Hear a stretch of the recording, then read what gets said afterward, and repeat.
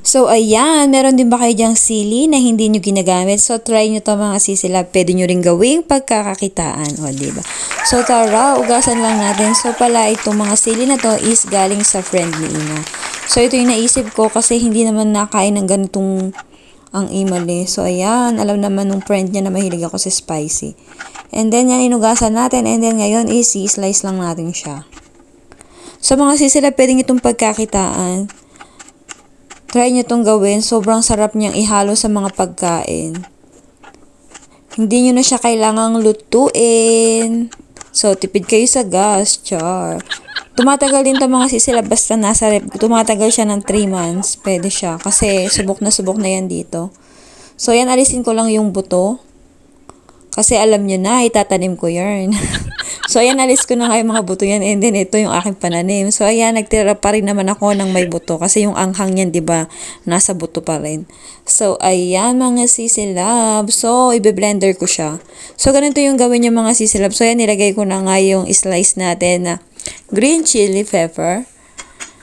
And then, naglagay din ako dito mga sisilab ng coriander. So, ito kaya ganyan ang kulay kasi nakatago yan sa freezer mga sisilab. Alam nyo naman dito, yung mga gulay kapag hindi ginagamit is nilalagay nila sa freezer. And then, naglagay din ako ng 1 teaspoon of salt. And then, itong cumin. So, yung cumin, tansyahin nyo na lang kung ilan yung ilalagay nyo. Okay? So, ayan, maglalagay din tayo ng minced garlic. And ayan, nalimutan ko. Hindi ko pala nailagay areo. Ayaw kasi magsasalita. Char. So, ayan mga sisila. Nalagay na nga natin siya. And then, i-blender na natin siya. So, yan, ganito lang siya mga sisila. Pagkasama-sama na ng mga ingredients and then i-blender nyo lang siya. So, pipinuhin lang natin siya hanggang mag-mix na siya. So, hindi nyo na kailangan lutuin. Ang sarap nitong ilagay sa mga pagkain. Kunwari, nakain kayo ng kanin, lalagyan nyo lang yung kanin nyo, and then nakahaluin nyo. Ang sarap, tas may ulam kayo. Gusto nyo maanghang, nakukulangan kayo sa anghang, lagyan nyo din. And then, naglagay din pala ako ng 2 spoon ng olive oil.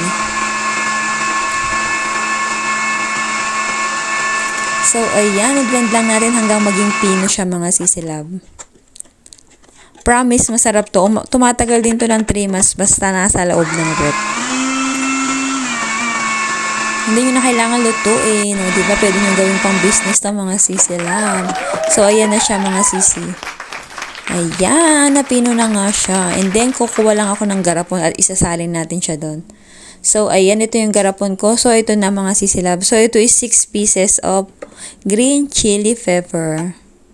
Ayan, wow. Salin natin.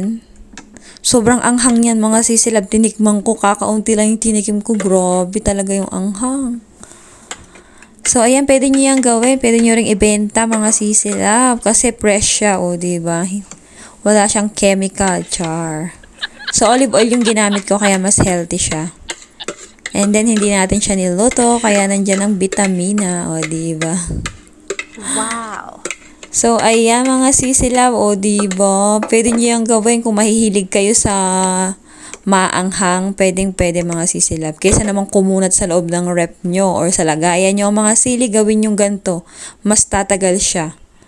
O diba? Hindi